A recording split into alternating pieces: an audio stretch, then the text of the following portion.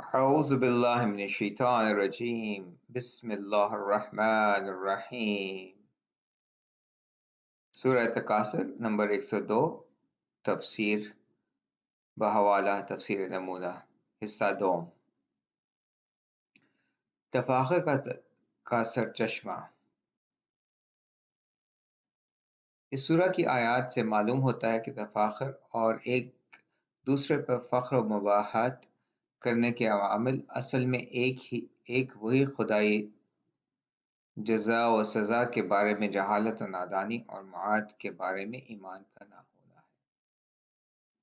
اس کے علاوہ انسان کا اپنی پیدائش کے آغاز سے لے کر انجام تک ہی کمزوریوں اور مصیبتوں سے بے خبر رہنا ہے۔ کبر و غرور اور تفاخر کے عوامل میں سے ایک عامل ہے۔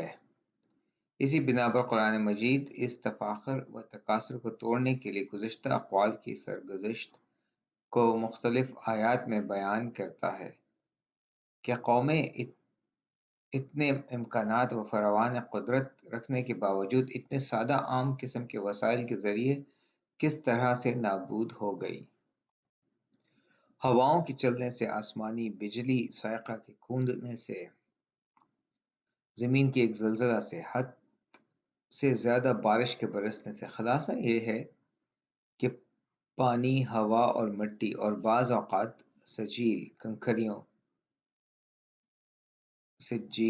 کنکریوں اور چھوٹے چھوٹے پرندوں کے ذریعے نابود ہو گئے۔ ان حالات میں سب تفاخر و غرور کس لیے ہے؟ اس بات کے لیے دوسرا عامل وہی ضعف و حقارت اور احساس ہے جو ناکامیوں اور شکستوں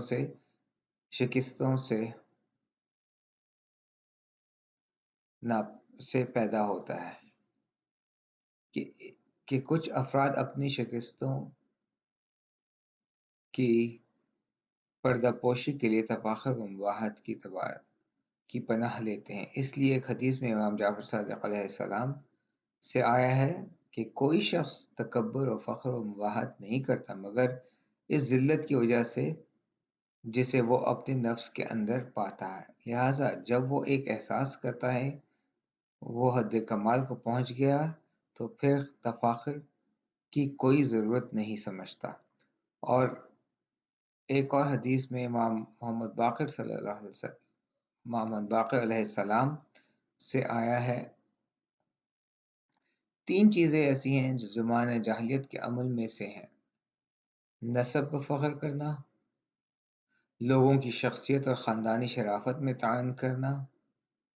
ستاروں کے ذریعے بارش طلب کرنا۔ اور ایک اور حدیث میں امیر المومنین علیہ السلام سے آیا ہے، جو انسان کو ہر طریقہ اور ہر ذریعہ سے دوبارہ ملاحظہ فرمائیے گا، فقر و فاقہ کا خوف جو انسان کو ہر طریقہ اور ہر ذریعہ سے مال جمع کرنے پر ابھارتا ہے، اور ایک دوسرے پر فخر کرنا، اور حقیقتاً حرص، بخل، دنیا پرستی، تباہ کرنے والی رقابتوں اور بہت سے اجتماعی مفاسد کے اہم ترین عوامل میں سے ایک یہی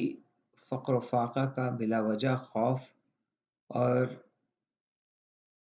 افراد و قبائل اور امتوں کے درمیان ایک دوسرے پر فخر و مباحثت کرنا اور برتری کا اظہار کرنا۔ اس لیے ایک حدیث میں پیغمبر اکرم صلی اللہ علیہ وآلہ وسلم نے فرمایا، میں تم پر فقر و فاقہ سے نہیں ڈرتا، لیکن میں تمہارے تکاثر و تفاخر سے ڈرتا ہوں۔ تکاثر، جیسا کہ ہم نے پہلے بھی تذکرہ کیا ہے، اصل میں تفاخر کے معنی میں ہے، لیکن بعض اوقات یہ زیادہ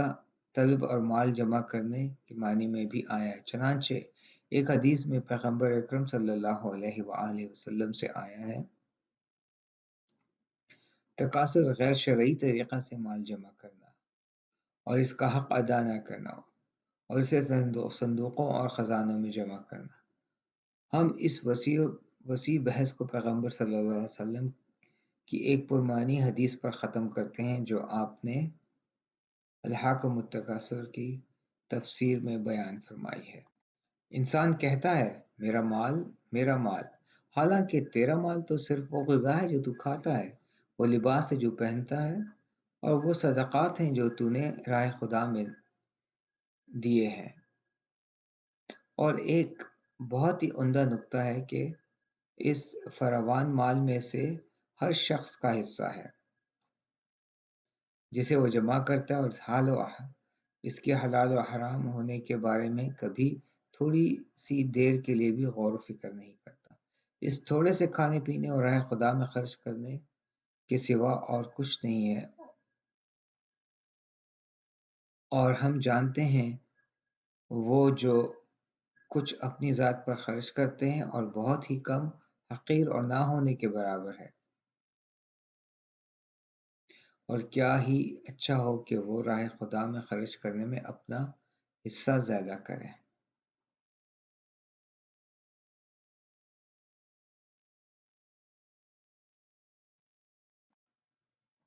یقین اور اس کے مراحل۔ یقین شک کا نقطہ مقابل ہے، جیسا کہ علم جہالت کا نقطہ مقابل علم جہالت کا نقطہ مقابل ہے، اور کسی چیز کے واضح اور ثابت ہونے کے معنی میں آیا ہے، اور اختیار اور روایات سے جو کچھ معلوم ہوتا ہے اس کے مطابق ایمان کے اعلیٰ مرحلہ کو یقین کہا جاتا ہے۔ امام محمد باقر علیہ السلام نے فرمایا، ایمان اسلام سے ایک درجہ بالا تر ہے، اور تقوی ایمان سے ایک درجہ بالا تر ہے، اور یقین تقوی سے ایک درجہ بالا تر ہے۔ اس کے بعد آپ نے فرمایا، یقین کے حقیقت اللہ پر توکل کرنا، اللہ پاک کی ذات کے سامنے سر تسلیم کرنا، قضائے الہی پر راضی رہنا، اور اپنے تمام کاموں کا خدا کے سپرد کر دینا ہے۔ مقام تقوی و ایمان و اسلام میں مقام یقین کی برتری ایک ایسی چیز ہے جس پر دوسری روایات میں بھی تاکید ہوئی ہے۔ ایک دوسری حدیث میں امام جعفر صادق علیہ السلام سے آیا ہے، مرد مسلمان کے یقین کے صحیح ہونے کی نشانیوں میں سے یہ ہے کہ وہ خدا کو ناراض کر کے لوگوں کو راضی نہ کرے، اور جو کچھ خدا نے اسے نہیں دیا اس پر لوگوں کو ملامت نہ کرے، انہیں اپنی محرومیوں کا ذمہ دار نہ ٹھہرائے۔ خدا نے اپنے عدل و انصاف کی بنا پر راحت و آرام، یقین و رضا میں رکھا ہے، اور غم و اندوہ کو شک اور راضی میں قرار دیا ہے۔ ان تعبیرات اور دوسری تعبیروں سے اچھی طرح معلوم ہو جاتا ہے کہ جب انسان یقین کے مقام پر پہنچ جاتا ہے تو ایک خاص قسم کا سکون اور آرام اس کے سارے دل و جان میں سرایت کر جاتا ہے۔ لیکن اس کے باوجود یقین کے کئی مراتب ہیں، جن کی طرف اوپر والی آیت اور سورہ واقعہ کی ایک آیت ان ھذا لحق الیقین میں اشارہ ہوا ہے، اور وہ 3 مرحلہ میں ہے۔ علم الیقین یہ ہے کہ انسان مختلف دلائل سے کسی چیز پر ایمان لائے، اس شخص کے مانند ہے جو دوحے کو دیکھ کر آگ کے ہونے پر ایمان لے آتا ہے۔ عین الیقین اس مقام پر حاصل ہوتا ہے جب انسان مشاہدہ کے مرحلے تک پہنچ جاتا ہے اور اپنی آنکھ سے مثلاً کسی آگ کو دیکھ لیتا ہے۔ حق الیقین اور وہ اس شخص کی مانند ہے جو آگ میں داخل ہو جائے اور اس کی سوزش اور حرارت کو لمس کرے، اور یہ یقین کا بالا ترین مرحلہ ہے۔ محقق توسی شاپنی ایک گفتگو میں کہتے ہیں، یقین وہی پختہ اور ثابت اعتقاد ہے جس کا زوال ممکن نہیں ہے، اور حقیقت میں وہ 2 علموں کے مرکب سے ہے، ایک معلوم کے مطابق علم، اور دوسرا علم اس کے علم کے خلاف محال ہے، اور اس کے کئی مراتب ہیں، علم الیقین و عین الیقین اور حق الیقین۔ حقیقت میں پہلا مرحلہ عمومی پہلو رکھتا ہے، اور دوسرا مرحلہ پرہیزگاروں کے لیے، اور تیسرا مرحلہ خواص اور مقربین کے لیے مخصوص ہے۔ اسی سے ایک حدیث میں آیا ہے کہ پیغمبر اکرم صلی اللہ علیہ وآلہ وسلم کی خدمت میں صحابہ نے عرض کیا، ہم نے سنا ہے کہ عیسیٰ علیہ السلام کے بعض اصحاب پانی پر چلتے تھے۔ آپ نے فرمایا، اگر اس کا یقین اس سے زیادہ پختہ ہے، اس سے زیادہ محکم ہوتا ہے تو وہ ہوا پر چلتا ہے۔ مرحوم علامہ طباطبائی اس حدیث کو ذکر کرنے کے بعد مزید کہتے ہیں، تمام چیزیں خداوند سبحانہ وتعالی پر یقین اور عالم تکوین کے اسباب کی تاثیر کے استقلال کو محو کرنے کے محور گھومتی ہے۔ اس بنا پر انسان کا قدرت مطلقہ الہیہ پر اعتقاد اور ایمان جتنا زیادہ ہوگا، اشیاء عالم اسی نسبت سے اس کے سامنے مطیع اور منقاد ہو جائیں گی، اور عالم آفرینش میں یقین اور خارق العادات تصرف کے رابطہ میں یہی رمز ہے۔ سب لوگ دوزخ کا مشاہدہ کریں گے۔ لَتَرَوُنَّ الْجَحِيمَ کے جملہ میں دو تفسیریں ہیں۔ پہلی یہ کہ اس سے مراد آخرت میں دوزخ کا مشاہدہ کرنا جو کفار کے ساتھ مخصوص ہے، اور یا یہ تمام جن و انس کے لیے عام ہے، کیونکہ قرآن کی بعض آیات کے مطابق سب کو ہی جہنم کے پاس سے گزرنا پڑے گا۔ دوسری تفسیر یہ ہے کہ اس سے مراد اس عالم دنیا میں شہود قلبی ہے، اور اس صورت میں یہ جملہ قضیہ شرطیہ کا جواب ہے۔ فرماتا ہے، اگر تم علم الیقین رکھتے ہوتے تو جہنم کو اس عالم میں دل کی آنکھ سے مشاہدہ کر لیتے، کیونکہ ہم جانتے ہیں کہ بہشت و دوزخ اب بھی خلق شدہ موجود ہیں اور وجود خارجی رکھتی ہیں، لیکن جیسا کہ ہم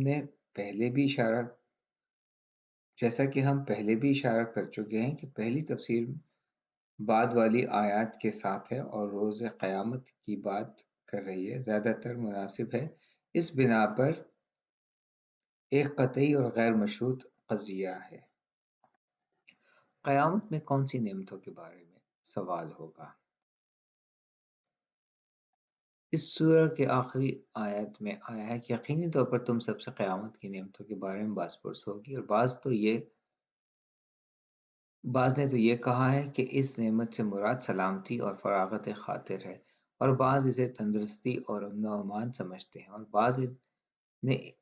تمام ہی نعمتوں کو اس آیت کا مشمول سمجھا ہے۔ ایک حدیث میں امیر المومنین علیہ السلام نے فرمایا، نعیم سے مراد تازہ کھجور اور ٹھنڈا پانی ہے، جبکہ ایک حدیث میں آیا ہے کہ ابو حنیفہ امام جعفر صادق علیہ السلام سے آیت کی تفسیر کے بارے میں سوال کیا تو امام علیہ السلام نے اس سوال کو اس کی طرف پلٹا کر فرمایا، تیرے نظریے کے مطابق نعیم سے کیا مراد ہے؟ اس نے عرض کیا، غذا ہے اور کھانا ہے اور ٹھنڈا پانی۔ آپ نے فرمایا، اگر خدا قیامت کے دن تجھے اپنی بارگاہ میں اس لیے کھڑا کرے کہ وہ ہر ایک اس لقمہ کا جو تو نے کھایا اور ہر ایک گھونٹ کا جو تو نے پیا تجھ سے سوال کرے، تو پھر تجھے وہاں بہت زیادہ دیر کھڑا رہنا پڑے گا۔ اس نے عرض کیا، نعیم کیا ہے؟ آپ نے فرمایا، وہ ہم اہل بیت ہیں کہ خدا نے ہمارے ہی ذریعے اپنے بندوں کو نعمت عطا کی ہے، اور ان کے درمیان اختلاف کے بعد الفت بخشی ہے۔ ان کے دلوں کو ہماری وجہ سے آپس میں جوڑ دیا ہے اور انہیں ایک دوسرے کا بھائی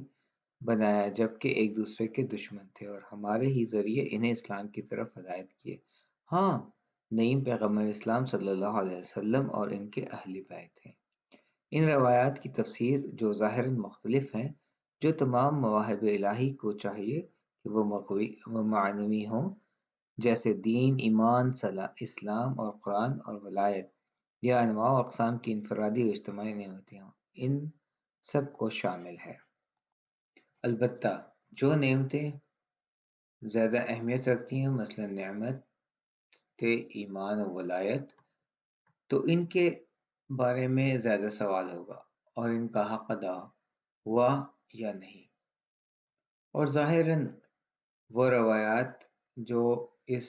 آیت کے مادی نعمتوں کی شمول کی نفی کرتی ہیں وہ اس معنی میں ہے کہ تمہیں اہم تر مصادیق کو چھوڑ کر بہت چھوٹے مصادیق کی طرف نہیں جانا ہے، اور حقیقت میں یہ لوگوں کی خدائی نعمتوں کا مواہب کے مراتب کے سلسلے میں ایک تنبیہ ہے کہ ان کے لیے ان سے بہت سخت قسم کی باز پرس ہوگی، اور یہ کیسے ممکن ہے کہ ان نعمتوں کے بارے میں سوال نہ ہو، حالانکہ یہ بہت ہی بڑے سرمائے ہیں اور جو نوع بشر کے اختیار میں دیے گئے ہیں، اور انہیں ان میں سے ایک بڑی باریکی کے ساتھ قدردانی کرنی چاہیے، ان کا شکر بجا لانا چاہیے اور انہیں ان کے صحیح مواد میں صرف کرنا چاہیے۔ خداوند